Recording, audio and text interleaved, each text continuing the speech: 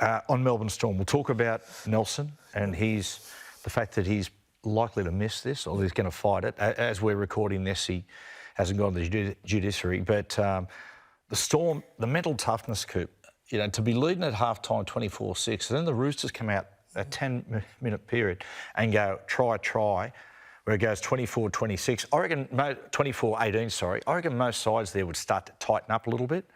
Feeling like we're on the slide, the momentum swung the other way.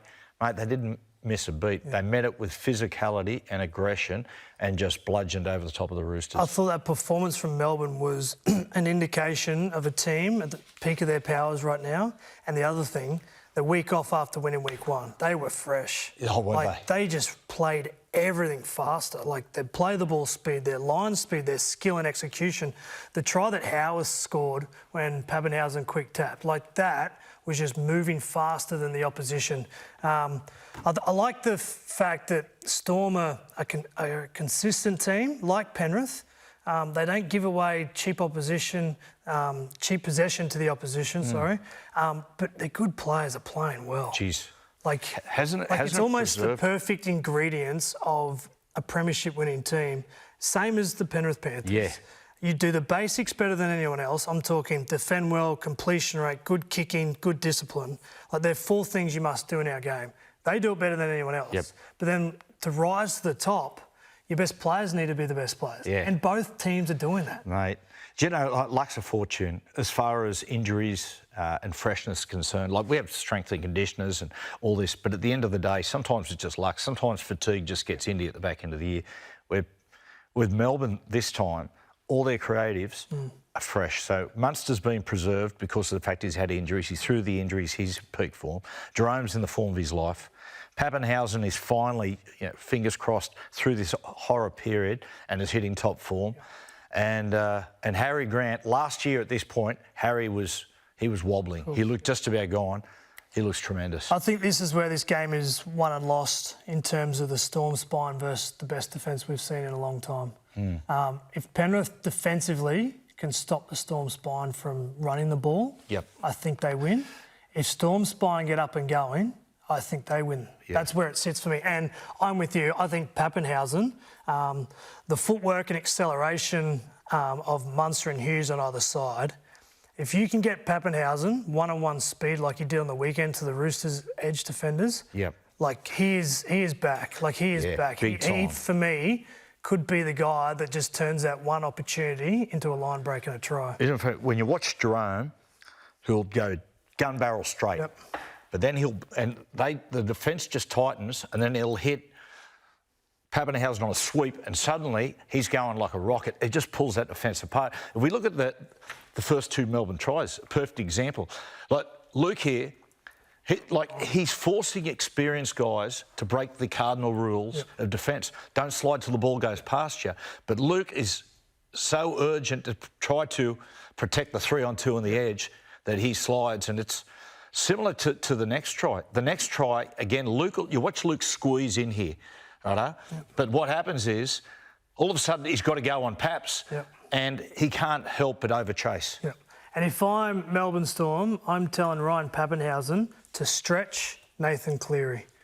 When Nathan Cleary has to stretch that arm in a tackle and reach for someone like Pappenhausen, that's when the shoulder might be in a really uncomfortable position, because he can deal with things close defensively, but it's when he's been stretched like that jarring on the weekend, he had to have both arms stretched. So the speed of Pappenhausen could be a huge indicator in this game. Cooper, just 2 things before it's over to you. Interesting, at the start of the year, interviewing Nathan Cleary, and he spoke about the 2020 loss to the Melbourne Storm and how that has made this playing squad, been a big part of this dynasty from Penrith. He said, we went into that game and we look back now and we realised we were playing like boys, they were playing like men, and they bullied us, and we said never again. Well, it's come full circle. It has. So this is, they're looking for payback. Yeah, and it's going to be a huge game. In terms of breaking this down, we're going to try and dive into a couple of things, what the Storm must do to win and what Penrith must do. This is an odd one, and I'd love your opinion on this. In terms of the kick-off to the contest, right? Nathan is the king of Penrith, and if you're going to go into, stop them from doing, you need to go after the king directly. Now, this is a weird one. If on the Melbourne Storm, Nathan is at the 40-metre line, just in off there at the front line. I'm actually going to kick it to Nathan. And I want him to take the first carry. Yeah, right. And I would make a statement physically about picking it up, dragging him out, throwing him around, just make him hit it, land the ball about 30 metres, other 30-metre mark. Just like there. a little sandwich. Little sandwich, and he has to get it, and then just everyone take the handbrake off. It's interesting. So almost take that first contact out of his hands. Yep, I'd almost give away penalty. If you want to rough him up, if you want to stay over the top, lay down, whatever, don't give away 10 in the bin. I'm not saying go break the law, but make a statement. Make a statement. Test how fit he is. I think so. Yeah, because he's the spirit of that team, and it's a strange one to do off the kickoff. Like if I'm Melbourne, I'm choosing to kick off, and I'd be doing that. Look, this game could very easily, my wish, and because you've got two sides that are so close, two sides that are great at arm wrestle, and two creative teams or two creative players that are brilliant under pressure, big game players. Everything to me points towards it almost being a golden point type game. Just 1 or 2 points at the very end is going to split them. I love the way the Melbourne Storm are playing. I think the Melbourne Storm look a little bit more fresh than the Penrith side. However, right from the middle of the year, I've said that Penrith will win the comp. They'll go 4 in a row, so I'm going to stick with them. Yeah, I agree with you. I think it is going golden point. And as I said before, I think it is Penrith's defence up against the running game of the Melbourne Storm spine. In big games, normally defence overrules attack, but I'm hoping that the Melbourne Storm can get it done. Golden point. 23-22 Pappenhausen. Okay, I'll go. God, I'm indecisive today. Didn't have breakfast. Love those Fruit Loops.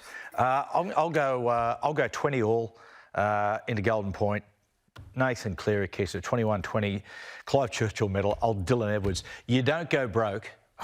Back in the day, you didn't go broke back in Bart Cummings of the Melbourne Cup. You don't go broke back in Dylan Edwards in big games. Yeah, I reckon Pappenhausen's the key for the Melbourne Storm. Yeah, it'll be a terrific game. Tell you what,